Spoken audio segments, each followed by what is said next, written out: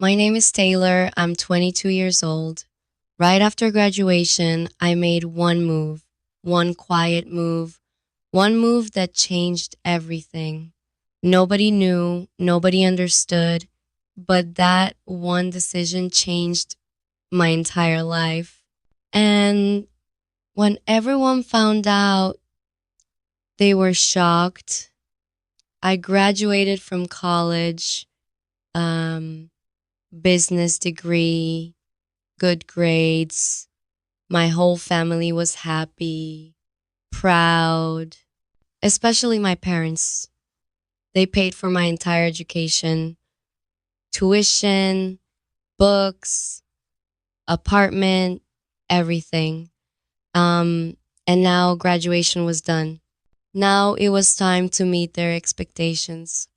On graduation day, after the party, my dad sat me down. Taylor, you need to get serious now. I talked to my friend. He has a position at his company. You can join there. I said, Dad, I need some time to think. He replied, Time to think, Taylor? I invested hundreds of thousands of dollars in your education. Now it's time to pay back, to settle down, to be responsible. My mom added, Yes, Taylor, you need to behave like an adult now, get a job, earn money, set up your life. I nodded. Okay, but something else was running through my mind. I was always different, creative. I loved art, photography, writing, design. But my parents said, art doesn't pay the bills. Get a business degree, build a stable career. So I did, for their happiness, for their expectations. But inside, I was dying, suffocating. A week after graduation, my dad set up an interview for me at that job. This is perfect for you. Good salary, benefits, career growth. You just need to say yes. But I couldn't say it. That night, I couldn't sleep. I kept thinking, is this what I want? A job I don't like? A life that others planned for me? Morning came, interview time arrived. I got ready, put on a suit, took my resume, got in the car, but then I did something. I didn't start the car. I pulled out my phone and I made a decision, a quiet decision that nobody knew about. I canceled the interview, sent a message saying I wasn't interested. Then I did something else, something I had secretly planned for months. I opened my bank account, the account where I had saved some money from part time jobs, $5,000. Not much, um, but enough for my plan. I booked a one-way ticket to New York. I was going alone to follow my dream. I wanted to be a photographer, a real photographer, not someone doing a corporate job. I packed my bag, essentials, camera, laptop, clothes. Then I wrote a letter for my parents. In that letter, I explained everything, my dreams, my feelings, my decision. I left the letter on the kitchen table and quietly walked out of the house. No drama, no confrontation, just a quiet exit. As soon as I sat on the flight, my phone started ringing. Mom, Dad, over and over. I didn't answer. I couldn't. I knew what they would say.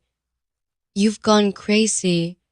You're disappointing us. You're ruining your life. But I knew this was my life.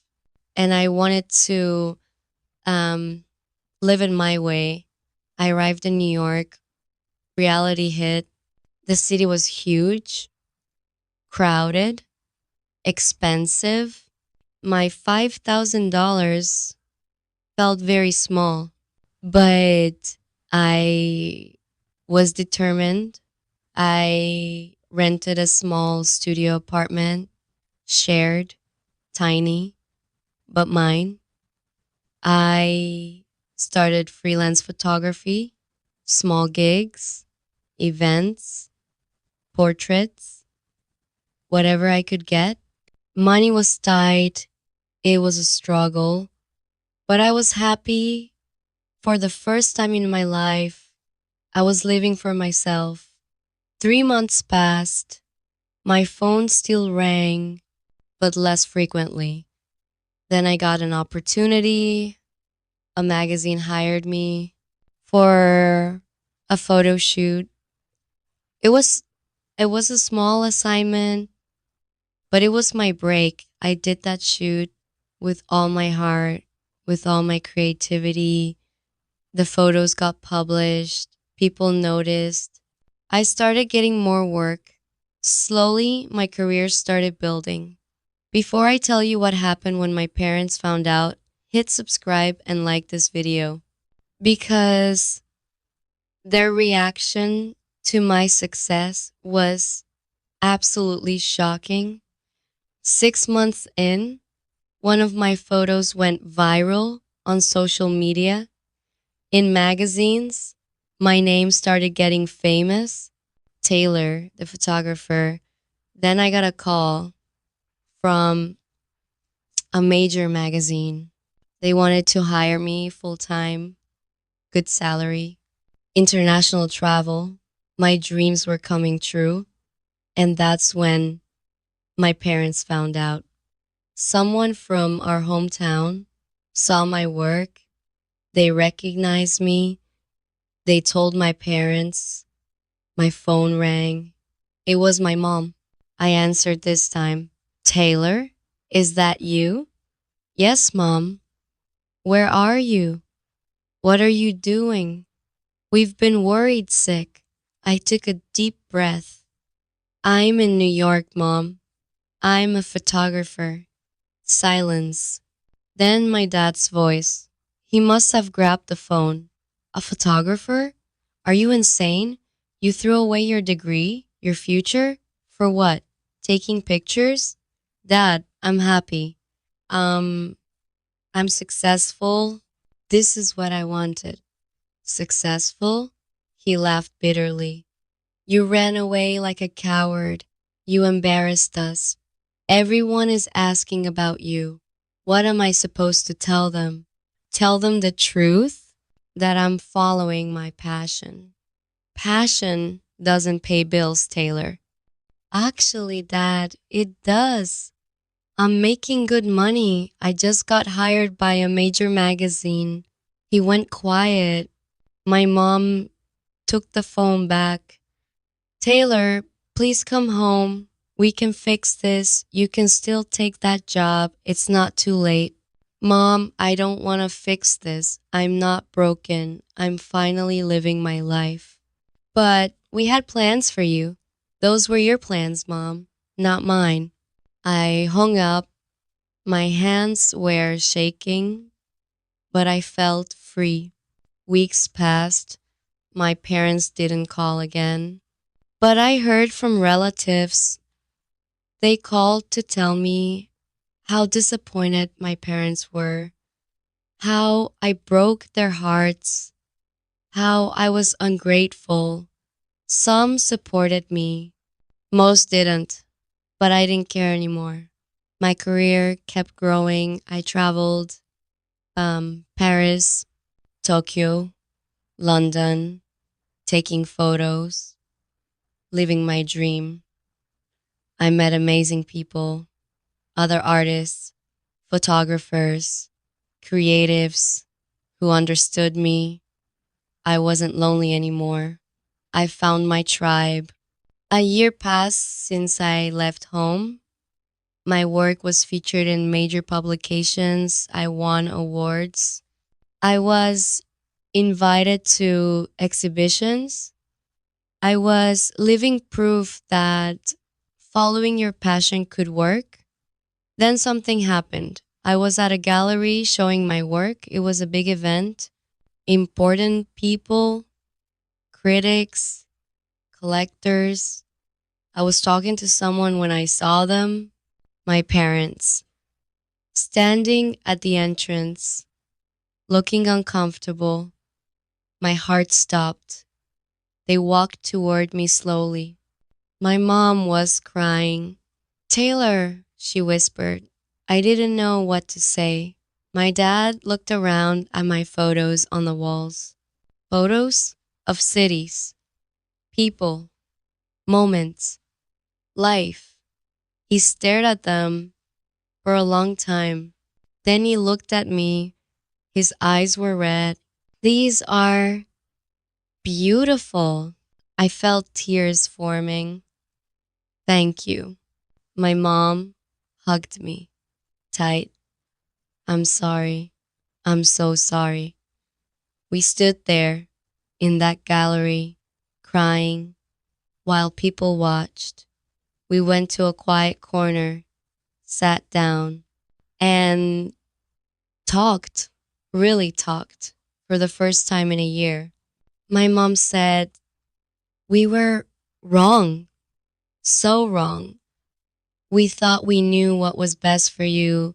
We thought we were protecting you, but we were suffocating you.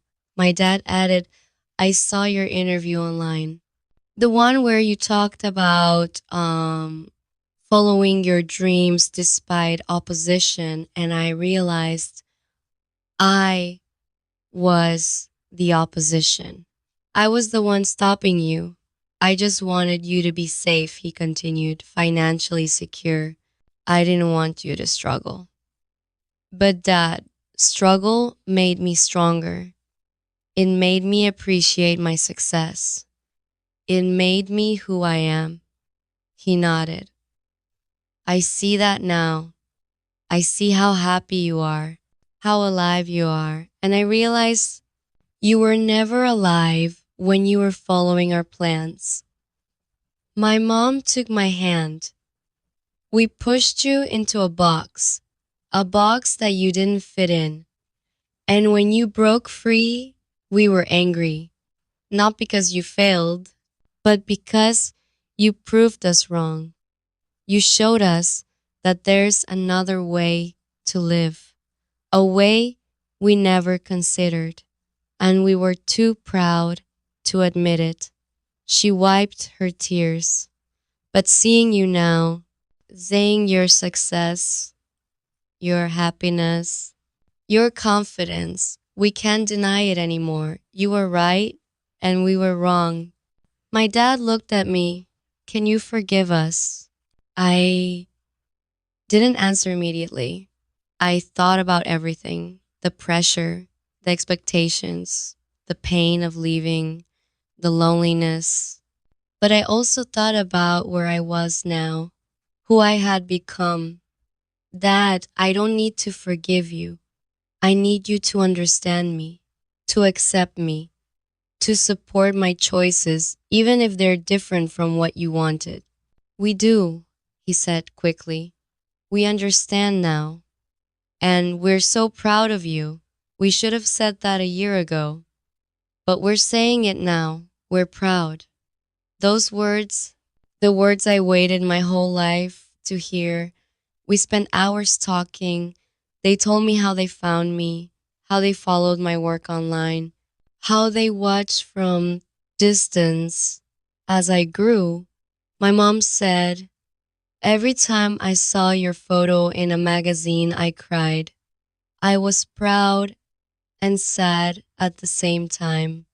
Proud of what you achieved. Sad that I wasn't part of it.